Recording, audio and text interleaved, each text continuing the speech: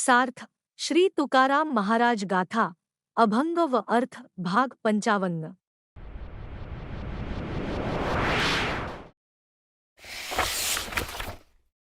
अभंग क्रमांक 155। तान्हेल्याची ध्नी। फिटे गंगा नव्हे उणी एक, माझे मनोरथ सिद्धी।